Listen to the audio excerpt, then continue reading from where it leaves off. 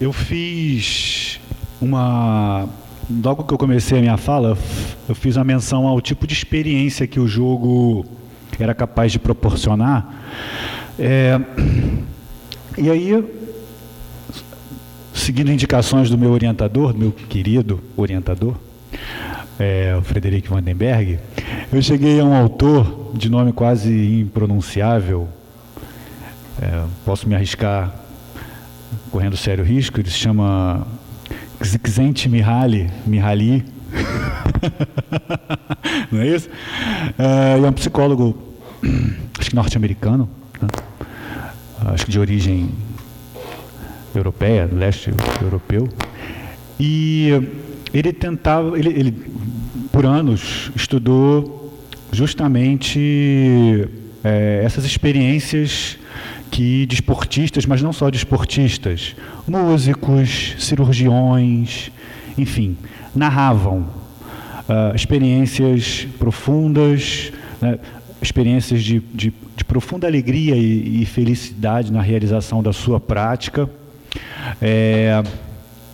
E aí eu fui investigar a partir dele quais seriam as características dessa experiência e, enfim, me surpreendi que ela guarda estreita relação com algumas características da prática, não exatamente da prática, mas da maneira como o praticante se relaciona ou se dedica àquela prática, né? Mas para entender exatamente isso, não é necessário exatamente entender a importância que aquela prática tem na vida daquele praticante, mas é entender o fluxo mesmo da experiência de jogar, no meu caso, mas o fluxo mesmo de tocar uma música, o fluxo mesmo de realizar uma operação cirúrgica, o fluxo mesmo de encenar uma peça de teatro. Então, durante alguns anos ele seguiu pesquisando essa experiência de felicidade, enfim, e ele chega à conclusão de que a ideia de que você vive uma experiência profundamente organizada, né? Ou seja, o fato de você viver uma experiência total que de certa maneira te unifica com o ambiente no qual você realiza essa prática, seja esse ambiente um ambiente musical, né, onde se ressaltam né, todo um conjunto de dados perceptivos, né, do campo auditivo, né, ou, enfim, seja essa experiência concentrada por parte de um cirurgião no corpo de uma pessoa que está sofrendo a operação, ou seja essa experiência profundamente concentrada nos movimentos corporais, né, e no espaço ao redor, no caso de um dançarino, são experiências que estabelecem essa conexão entre uma competência própria, né, e uma realização no espaço ao redor, mobilizando o corpo, mobilizando objetos, mobilizando o corpo do outro, enfim, num fluxo contínuo, bem ordenado, capaz de capturar você mesmo para você mesmo, no curso de uma ação, sendo um praticante, sendo um bailarino, sendo um jogador, sendo um cirurgião. Então, e aí trazendo essa interpretação para a minha perspectiva, né, a ideia de que, sendo nesse fluxo de experiência, nesse fluxo prático de experiência, você é você mesmo. Porque a competência que você exercita é a sua competência. E você exercita essa competência reconhecidamente como uma competência sua. Então, isso produz repercussões importantes, né, sobre si, né, sobre o que você sente ser a si mesmo, sobre o simples fato de ser. Então, essa era um pouco a minha ideia. Então ele consegue, de algum modo, o Csikszentmihalyi, analisar e encontrar algumas características distintivas dessa experiência que ele chama experiência de fluxo, né? A obra em que ele trata desse tema chama-se fluxo, flow, né? Então, vamos a essas características. Primeira característica é uma característica que a própria prática dá a você, ou te oferece, que são objetivos claros. A prática te determina um objetivo claro, né? Isso vai ser importantíssimo para você definir uma organização à tua experiência, né? Uma vez traçado esse objetivo claro, você pode ter à mão ou ter ao longo da perseguição a esse objetivo feedbacks que retroalimentam a tua experiência. Então você entra em contato com os obstáculos que definem essa experiência prática como um desafio, né? Que vão te motivar a prosseguir, a avançar na realização dessa prática. Agora, é fundamental para que você se sinta suficientemente estimulado a prosseguir nesse fluxo, que haja um equilíbrio percebido entre o nível do desafio e a habilidade que você considera ter. Se o desafio for muito maior do que você acredita ser capaz, né, de superar, esse desafio vai provocar em você muita ansiedade. E se esse desafio for muito inferior àquilo que você acredita ser capaz de superar, esse desafio vai provocar em você tédio. Tanto o tédio quanto a ansiedade dificultam a que você se lance nessa zona de experiência que a gente chama de zona de fluxo, né?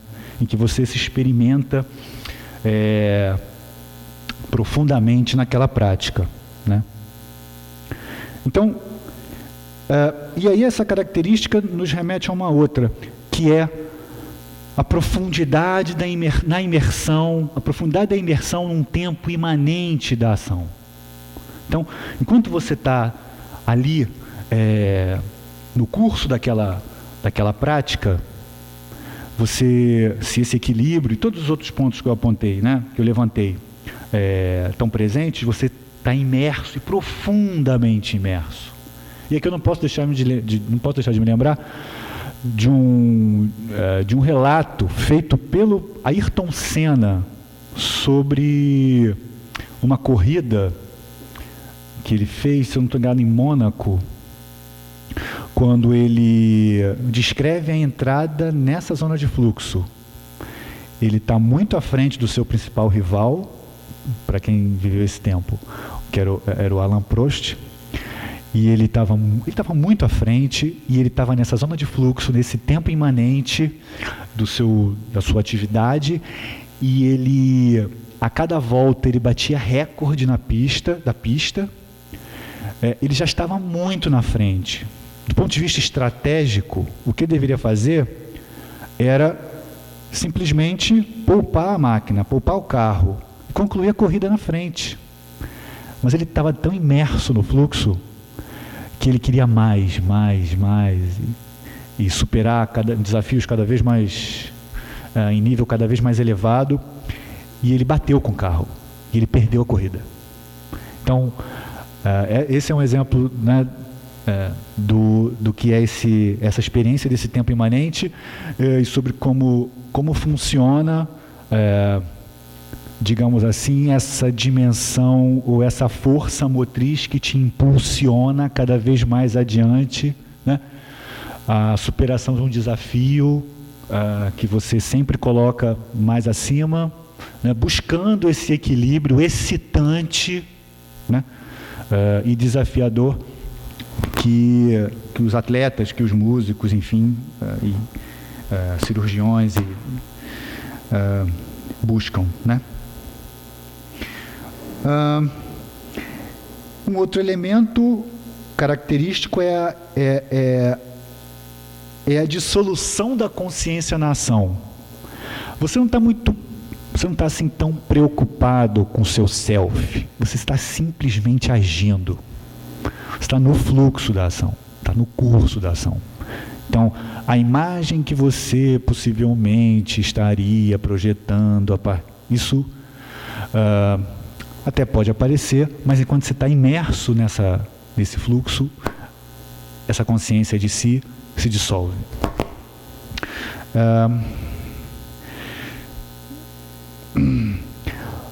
Um outro elemento importante é o senso de controle da situação. Então, o feedback, o equilíbrio, habilidades e desafio, tudo isso traz a você um sentido de controle, de possibilidade de controlar tudo aquilo, né, que está se passando ao teu redor, ou à frente de você, no caso do corredor.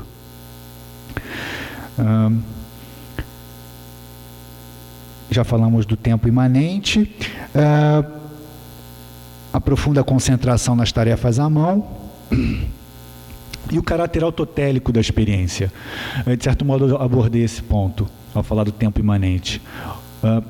O que motiva você a prosseguir está no interior do fluxo da ação, está no interior da própria atividade, né?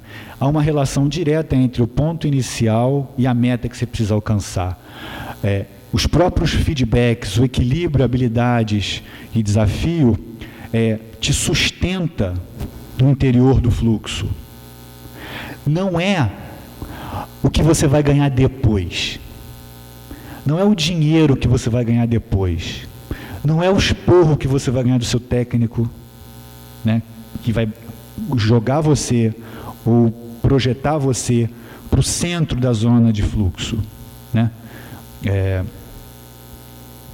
O que vai provocar a tua permanência na zona de fluxo são esses elementos que eu apontei: o equilíbrio, habilidades e desafios, enfim, os feedbacks, o objetivo claro, enfim, esses são, assim, e há um elemento importante aqui, que não é o Csikszentmihalyi não fala exatamente disso, mas eu tento trazer. A ideia de que você, numa equipe, num jogo coletivo, esse caráter autotélico, ele se transforma de certo modo, né?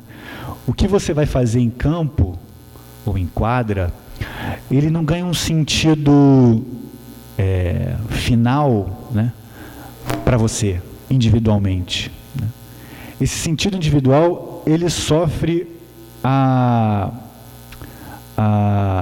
palavra me falta, a incidência, ou a palavra me falta, mas é como se fosse a refração, né, de um objetivo que é coletivo. Então, ganhar, ser o cestinha da partida, o artilheiro do campeonato, não é tudo, né? Pode ser para alguns, mas em geral, isso passa por ganhar a partida, né? Ganhar a partida é um fim, é um telos, né? Para usar aqui a referência etimológica do autotélico, que não é individual, não é próprio. Ele é próprio também e é também coletivo. Então, nós temos aqui quando a gente vê, por exemplo, um ponto no voleibol, a gente vê como é que ele é comemorado. Ele é comemorado junto, é um abraço coletivo. Ali você vê, pelas evidências, né, explicitadas no gesto corporal, que há um sentido de culminância de uma ação que é coletiva, que foi vivida profundamente pelos integrantes daquela equipe, né, do início da ação até a sua conclusão, né? E essa comemoração, ela é justamente a culminância do que ocorreu, uma culminância no campo das energias, né? No campo dos afetos, né? Então aqui temos um fim que não é individual, apenas individual, mas também coletivo.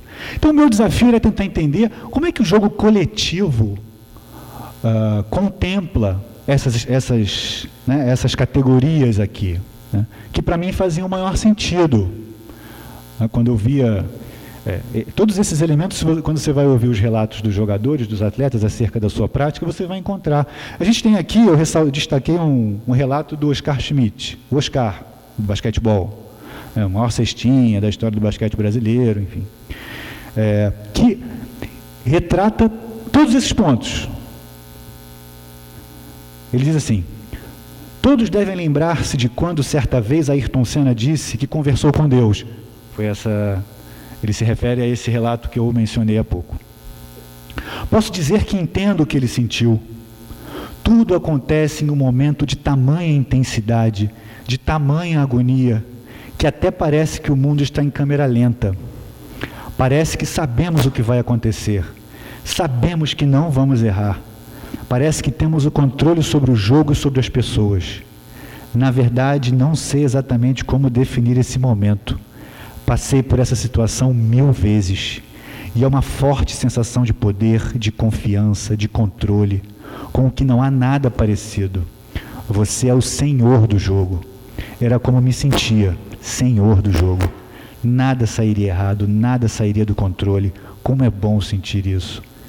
Entretanto, isso não acontece de acordo com sua vontade. Você tem que estar extremamente bem treinado, física e tecnicamente. E tem que estar num estágio de concentração e intensidade fora do normal. É disso que se trata. Claro que nem todos vivem isso nesse nível todas as vezes, né? Nem todo mundo é Oscar, mas de todo modo a gente consegue vivenciar isso em dimensões ou em proporções variáveis, né? Então, esse era o meu desafio, né? Como é que o jogo é capaz de contemplar todos esses elementos aí da experiência, né? Dessa experiência típica de jogar o jogo coletivo. E aí eu tinha que tentar entender a forma do jogo, né? E tentar entender, em grande medida, com a ajuda do Garfinkel. Eu confesso que, para mim, os referenciais de etnometodologia, eu acho que eu fui menos etnometodólogo do que eu poderia ter sido, né? Mas, de todo modo, eu não posso deixar de mencionar, seria uma mentira, que o Garfinkel me ajudou muito a entender todo esse processo. Por quê? Porque, por questões evidentes, né? O jogo ele envolve o exercício de uma competência, né? Entender o jogo de dentro de uma situação prática, a partir do exercício competente, né? De uma capacidade prática de jogar, né? O elemento de entendimento comum que está presente no jogo, né? A ideia de entrosamento nada mais é do que a ideia de entendimento comum, considerar o implícito, o explícito na ação, no que o corpo apresenta, né? No que o corpo em uma configuração de corpos apresenta, né? Considerar as forças de atração e de repulsão, porque, ao menos no que eu pude ler do Garfinkel, essa relação entre corpos não esteve tão presente, muito embora tudo que a gente pôde ler, tudo que eu pude ler do Garfinkel me lançasse nessa possibilidade de entender a cena e a interação no jogo, sobretudo a partir dos seus referenciais teóricos mais fundamentais. Claro, Schultz, Parsons, mas outros dois autores que são também decisivos, que são Merleau-Ponty e o Aaron Gurvitch. Merleau-Ponty mais conhecido entre nós, o Aaron Gurvitch não tanto, mas ambos foram muito importantes para entender a experiência do corpo no jogo, a experiência de relação com os objetos no jogo, né? Como o jogo ele consiste num campo de relações intercorporais, intersubjetivas, na verdade, relações intersubjetivas expressas intercorporalmente, né? É um campo de forças, de atração e repulsão. Não é só um campo de forças que se exercem mecanicamente uns sobre os outros, fisicamente, mas é um campo de forças que também se exerce fisicamente, mas que se traduz de maneira muito mais, digamos assim, fiel a como ele de fato é, se você considera a dimensão intersubjetiva dessa relação, que envolve o que o outro pode fazer, né? O que o outro provavelmente fará, ou o que o outro quer que eu acredite que ele fará, sendo que ele fará uma outra coisa. Então, você está o tempo inteiro interpretando, né, ou entendendo de dentro da relação numa trajetória intratemporal, para usar a ideia de entendimento comum do Garfinkel, o que o outro vai fazer, supondo todo um conjunto de conhecimentos práticos acerca de como jogar, das formas de ação, dos movimentos no jogo, que nós todos conhecemos, nós todos jogadores conhecemos. Mas aqui a gente já está tratando da ação em si, e alguns elementos pressupostos da relação intercorporal, enfim, interobjetal. Mas há todo um conjunto de elementos que estão constituindo esse universo que eu deveria tentar entender, né? Tem um campo de jogo, que é... E aqui eu estou já me referindo aos esportes coletivos, né? Os esportes coletivos com bola. Os esportes, que foram os esportes a que eu dediquei maior atenção. Os esportes coletivos com bola, cuja ação de uns sobre os outros poderia acontecer a qualquer instante. Então aqui eu estou falando de futebol, de basquetebol, de handebol.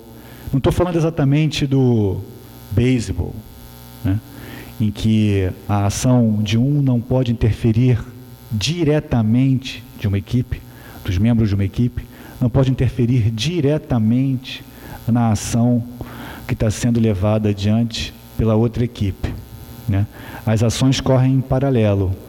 Elas só se encontram no momento da rebatida, na possibilidade da rebatida, no lançamento, na possibilidade da rebatida, e posteriormente se a disputa entre o alcance da base e a chegada da bola, né, da equipe do rebatedor, né? Enfim, essas peculiaridades foram importantes porque eu queria me dedicar a esses esportes com bola, com espaço contínuo, com duas metas contrapostas. Toda essa organização da atividade, ela vai implicar uma experiência singular, né? O modo como você pode conduzir a bola são as regras básicas, as regras constitutivas do jogo, segundo Garfinkel, né? Então, essas regras vão estar definindo o assento constitutivo dos eventos, para onde você vai poder levar a bola, né? Claro que essas regras elas são muito abertas ainda. Elas poderão ser especificadas a partir das regras, etc., e a partir das regras do modo escolhido de jogar. Cada equipe vai escolher o seu modo de jogar. Então, se você pensar uma equipe de basquetebol, enfim, que disputa campeonatos estaduais, eu fiz um trabalho de campo, acompanhei uma equipe, você vai ver que há 1 milhão de jogadas, né? Tem jogadas para defesa zona, tem jogadas para defesa individual, tem marcação-pressão meia quadra, tem marcação-pressão 3/4, tem marcação-pressão quadra inteira. Tem jogada, como eu falei, jogada contra a zona, jogada contra individual, jogada ofensiva. Tem jogadas planejadas, né? Tudo isso faz parte dos conhecimentos compartilhados pelos integrantes de uma equipe, que são membros competentes de uma comunidade de praticantes, né, de basquetebol no estado do Rio de Janeiro. Então, tem uma forma de jogar esse jogo, que é tradicional, e que é jogado de uma forma específica em uma equipe, é jogado de forma específica em outra equipe, né? Mas todas são igualmente compatíveis com o modo, ou o conjunto de regras básicas que definem a identidade daquele jogo. Então, basicamente, a competência se refere a essa partilha de competências, né, que que está presente entre os membros de uma comunidade praticante. Muito bem. Mas quais são as características que esse jogo precisa ter para produzir aquela experiência, né? Esse jogo precisa ser aderente, né? Ele precisa, de algum modo, produzir feedbacks, estabelecer objetivos claros, possibilitar feedbacks, né? Possibilitar que esses feedbacks sejam vivenciados coletivamente, ou seja, que uma equipe estabeleça o feedback para si e para outra, né? É preciso que haja um foco comum para que as ações possam se coordenar, né? Para que o fim comum possa ser vivenciado, né? Então temos uma meta, temos um gol, temos uma cesta, né? Temos, portanto, um espaço que contrapõe equipes, né? Uma equipe deve estar ou se posiciona, isso pode ser definido pela regra ou não, entre o ponto de partida de uma e a meta dela, e o mesmo acontece reciprocamente, né? Esse envolvimento profundo, ele também depende da ação corporal, física, sobre o outro, sobre o campo, sobre a bola, né? A gente tem, portanto, um espaço físico que é subdividido, tudo definido pela regra. A gente tem objetos que demarcam meta, objetos que, como a bola, devem ser conduzidos a essa meta. A gente tem objetos de proteção. Os objetos de proteção são importantíssimos porque eles vão definir o quão violento você pode ser na sua ação sobre a ação do outro, né? O quão forte pode ser o seu golpe sobre o corpo do outro, né? Na tentativa de impedi-lo de prosseguir com a bola. E isso, por exemplo, define uma identidade de um jogo como o futebol americano, né? Então, sem aquelas proteções, os golpes não poderiam ser tão fortes. Então, você vê um jogo de rugby, claro, você tem a mesma sensação de que o jogo é violento, ou melhor, é violento, mas é violento dentro das regras, né? Não é uma violência ilimitada, né? Não há uma tentativa de destruir o outro, né? Não há um impulso de destruição do outro. É parte do desafio, é parte do jogo, você agir com força sobre o corpo do outro. E isso é tido como natural, como normal, né? É a normalidade daquele tipo de interação, né? E o objeto é importante aqui. Temos também objetos que não servem exatamente para proteger, mas objetos que servem para tornar a ação naquele ambiente um pouco mais fluida, né? A gente pode pensar numa chuteira, a gente pode pensar numa luva, a luva do goleiro, a luva do wide receiver, que é quem recebe o passe do quarterback no futebol americano, né? Essas luvas elas só possibilitam, a única função é permitir uma fluência maior à ação, né? Então, esse objeto ele denuncia algo que é importante aqui, né? Que toda a constituição do desafio esportivo tem como finalidade, essa era a minha tese, tem a finalidade de proporcionar esse sentido de totalidade do ser com o mundo, né? Então, esse sentido de totalidade, de autenticidade, né? Que é uma autenticidade de si na ação, de si no jogo, de si na disputa, descoberta de si mesmo na ação, né? Então, muito bem, essa é uma dimensão importante dos objetos. Temos um outro objeto importante também, que também exerce uma função fundamental. É o objeto que te coloca no outro, que te transforma num ser à mão do outro. Por exemplo, o kimono no judô. O kimono do judô dispõe o seu corpo ao outro, né?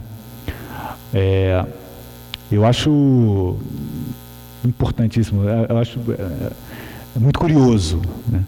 A função do kimono, a função constitutiva do kimono, né? E A luva de boxe.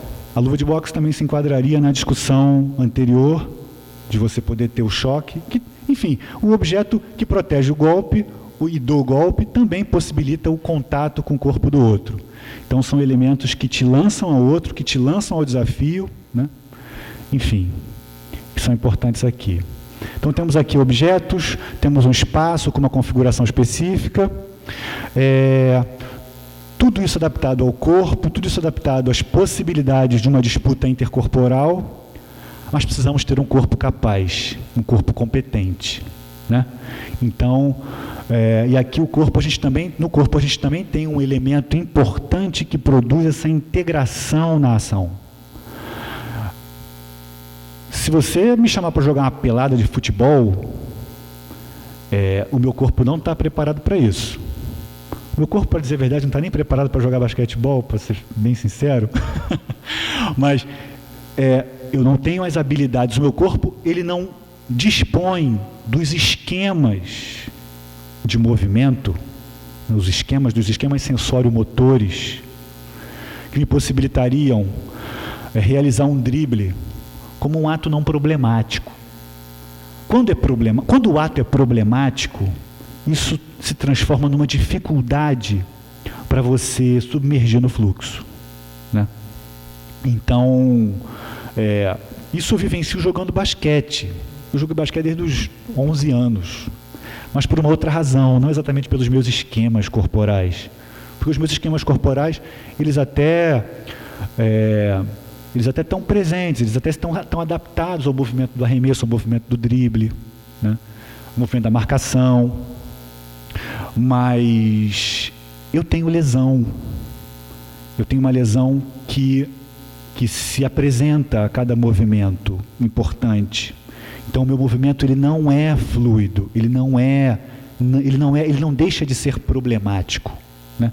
Então, as lesões também prejudicam o próprio movimento que os esquemas corporais, de alguma maneira, enquanto esboços que integram partes do seu corpo no movimento coordenado, tem. Então, é importante aqui você ter um corpo integrado em si mesmo. Mas, na verdade, para ser mais preciso, esse corpo não é integrado só em si mesmo. O esquema que está nele também supõe os objetos. O meu esquema de movimento do drible envolve a bola. O meu esquema de movimento de drible com a bola supõe um ponto da quadra. Supõe uma relação, com todo um sistema de coordenadas que está presente na quadra, do ponto de vista de quem joga. Então, há uma série de elementos implícitos aqui, que são subjetivos, intersubjetivos, a comunidade de quem joga, que parte da minha competência, né, que se expressa também no meu corpo. E esse corpo diretamente ligado com o espaço típico do jogo. Então, cultivar ou constituir esses esquemas, constituir essas relações com o espaço típico, né, na forma de um esquema corporal, é fundamental a essa sensação de integração na ação, né?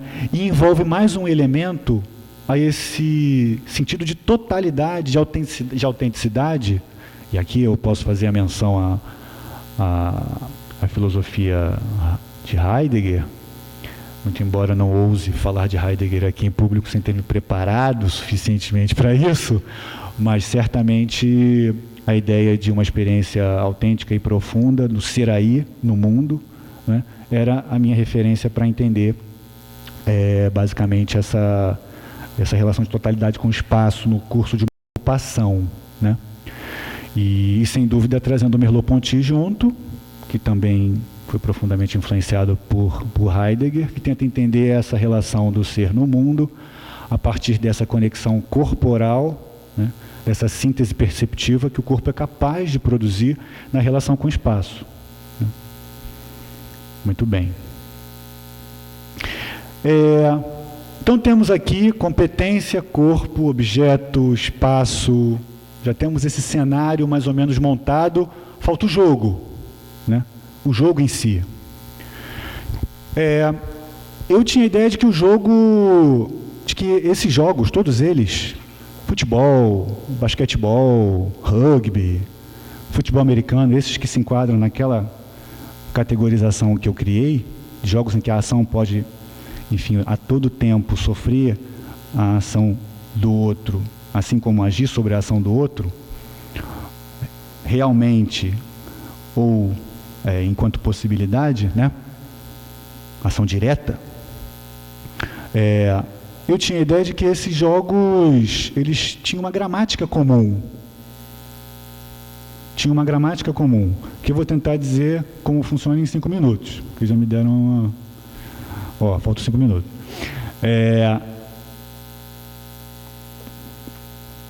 Vamos lá, tentar ser o mais simples possível. São 2 equipes que se alternam no papel de ataque e defesa. Quem detém a bola, ataca. Né? Quem não a tem, defende, porque quem tem a bola pode levá-la à meta. Então, como a prioridade da defesa é fechar os espaços para se chegar à meta, a função do ataque é esgarçar as linhas da defesa, não é isso? Abrir a defesa para penetrar, né? Nos espaços deixados para finalmente alcançar a meta, né? Isso você encontra em todos esses jogos. Muito bem.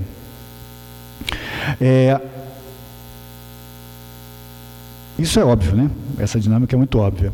Mas na prática o que acontece? As ações, elas se coordenam para maximizar, né, as suas possibilidades, seja de fechar a sua meta e recuperar a bola, seja de abrir os espaços na defesa. Então, o objeto central é a bola. Ele, como eu disse na primeira etapa, ele enfeixa as perspectivas, né? Todo mundo olha o que acontece com a bola. Só que cada um desempenha uma função, um papel solidário de manter os espaços fechados, por um lado, e por outro, se mover, atraindo a defesa para certas áreas do campo, a fim de abrir espaços por meio dos quais, né, por entre os quais a bola poderia ser conduzida. Então, o que acaba acontecendo? Surgem núcleos de disputa que gravitam em torno do núcleo de disputa mais fundamental, que é o núcleo da bola. Então, basicamente é isso que acontece. Alguns esportes se diferenciam. Na verdade, os esportes podem se diferenciar, segundo o que eu entendi, como centramento ou descentramento dos núcleos de disputa. O voleibol. O voleibol ele é um esporte em que a disputa ela se mantém do início ao fim da interação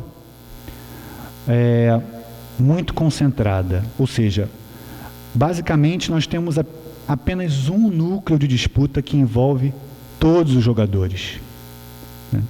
Então estão todos, os 6 de um lado e os 6 do outro, envolvidos no mesmo movimento ofensivo e no mesmo movimento defensivo, no mesmo tempo, no mesmo espaço, praticamente, desempenhando funções interrelacionadas, estritamente interrelacionadas. Os movimentos são curtos, são só 3 toques na bola, são muito interdependentes, os elos de interdependência são muito constrangedores.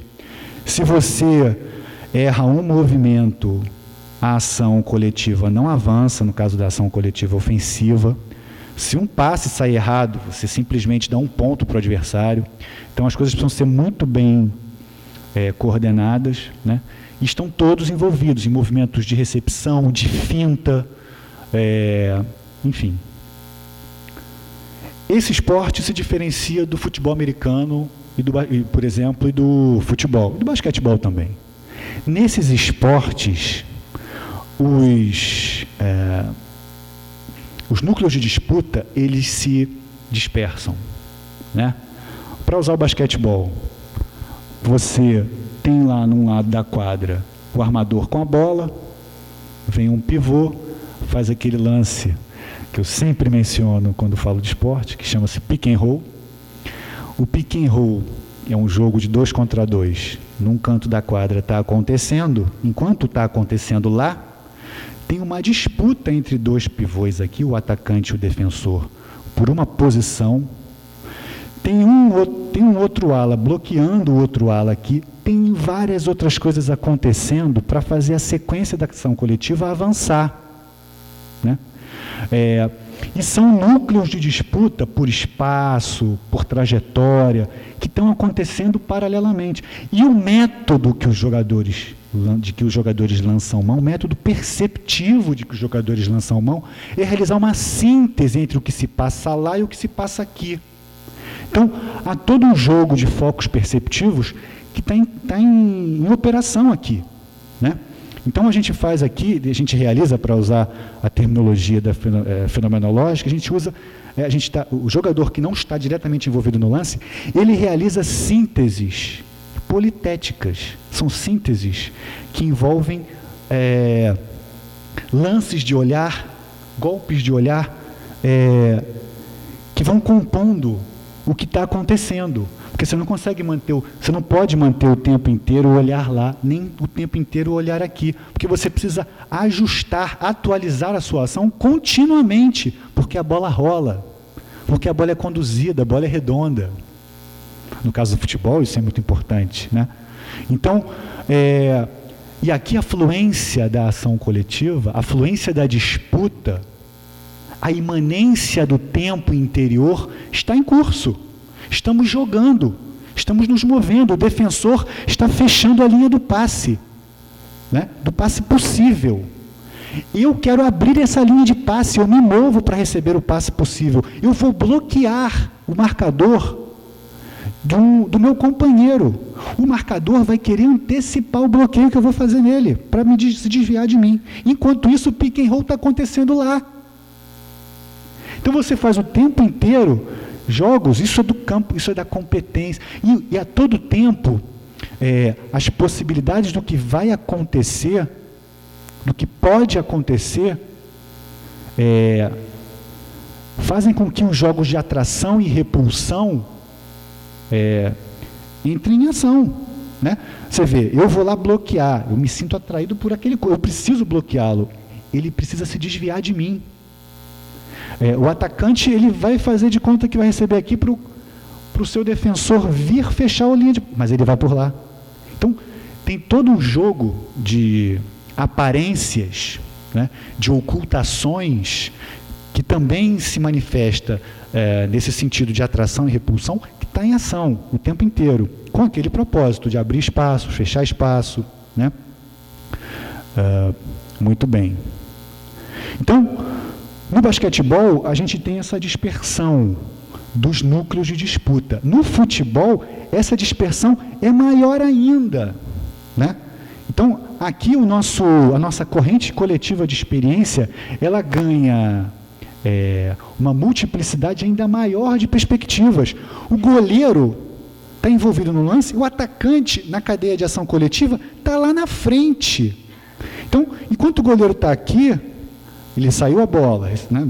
Fez uma defesa, saiu a bola com o lateral passa a bola para o volante, passa para o meio para o outro lateral, e a bola, até quando está no meio de campo, o goleiro já está lá, já foi, né? Então aqui a gente tem uma dispersão, um descentramento que evidencia, né, a sua dimensão temporal, né?